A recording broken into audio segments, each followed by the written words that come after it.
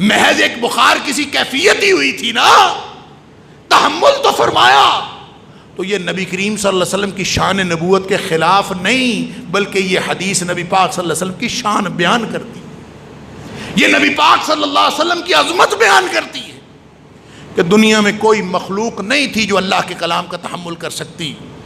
دیکھیں نا، جن کو پہلے ملا ہے کلام، چاہے انجیل ملی ہو، چاہے تورات ملی ہو، تختیوں پہ لکھی ہوئی مل گئی، تختیوں پہ لکھا ہوا کلام ملا، لا کے قوم کو دے دیا، اور یہ تو کام ہی بڑا آسان ہے کہ تختیوں پہ لکھی ہوئی کوئی چیز ہو آپ پکڑیں اور لا کے دے دیں۔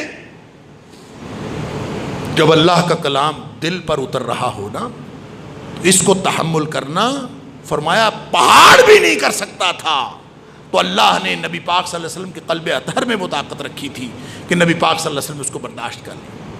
لہذا بات جو سمجھ میں آئی وہ یہ ہے،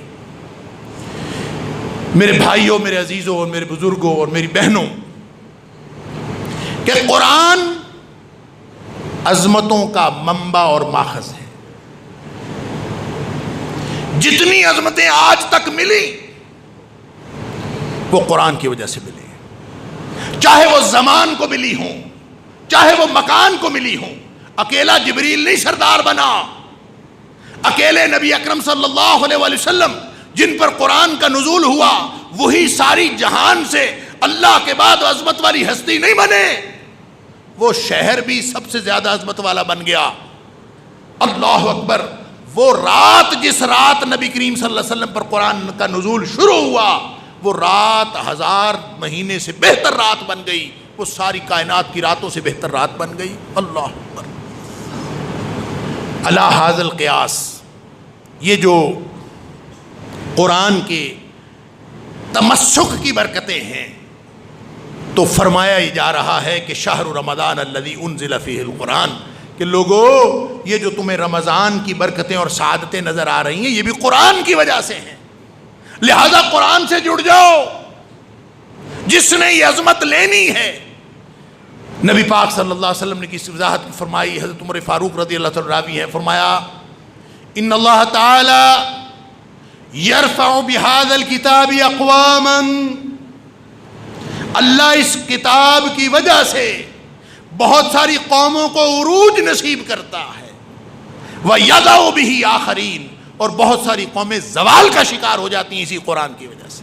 گویا جس نے قرآن کا حق دیا وہ عروج پا گیا، اور جو قرآن کو قرآن کا حق نہیں دے سکا وہ ذلیل ہو گیا۔ آج ہمارے لیے بھی پیمانہ قرآن ہے۔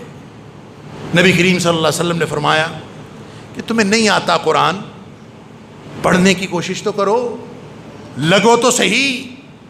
صرف اس کے لیے فضیلت نہیں ہے جو قرآن کا ماہر ہو، صرف اس کے لیے فضیلت نہیں ہے جو قرآن کے سارے مفاہیم جانتا ہو۔ فرمایا خیرکم من تعلم القرآن وعلمہ، قرآن پڑھنے پڑھانے میں لگے رہو، تم ساری مخلوقات سے بہترین مخلوق بن جاؤ۔ خیرکم، تم میں سب سے زیادہ اچھا وہ ہے من تعلم القرآن وعلمہ، جو قرآن سیکھتا ہے اور پھر سکھاتا ہے۔ اللہ ہم سب کو قرآن سیکھنے اور سکھانے والوں میں بنائے۔ 5 حق ہیں قرآن کے، کوشش کیجئے یہ رمضان میرے اور آپ کے لیے، ہم سب کے لیے، یہ ہماری زندگی کا ٹرننگ پوائنٹ ثابت ہو۔ ہماری آج کے بعد کی زندگی قرآن کے نام لگ جائے، ہماری زندگی کے، ہماری صلاحیتوں کے، ہمارے پاس جو کچھ ہے، ہم سب کچھ اللہ کے قرآن کے نام لگا دیں۔ ہم قرآن کے ساتھ لگیں گے تو انشاءاللہ دنیا اور آخرت کی عظمتیں ہمارا انتظار کر رہی ہیں۔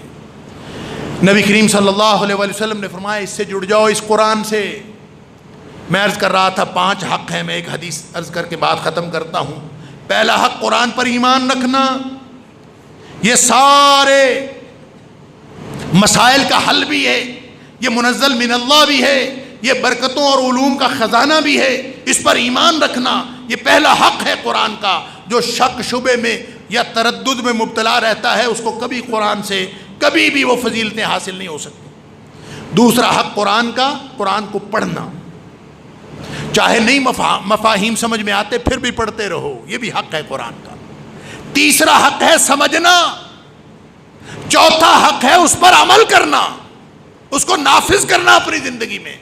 اگر انفرادی زندگی ہے تو انفرادی میں نافذ کرنا، اجتماعی زندگی میں کوئی اختیار ہے تو اس میں نافذ کرنا، اور پانچواں حق ہے اس کو آگے پہنچانا اور ساری زندگی آگے پہنچاتے رہنا۔ اگر یہ 5 حق ہم قرآن کے دے دیں تو قرآن ایک بڑا ہی باوفا ساتھی ہے۔ نبی کریم صلی اللہ علیہ وسلم نے فرمایا یہ قیامت کے دن سفارش کرے گا، اقرأوا القرآن،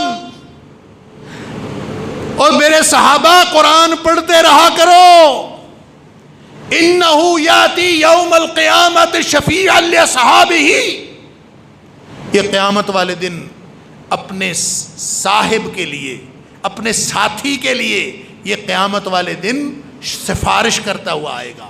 اور قرآن کی سفارش سن لیجئے، نبی پاک صلی اللہ علیہ وسلم فرمایا القرآن حجت لک او علیک، قرآن نے سفارش تو لازماً کرنی ہے، اس نے گواہی دینی ہے، اس نے اللہ کی عدالت میں پیش ہونا ہے، اس نے ہر بندے پر بھگتنا ہے۔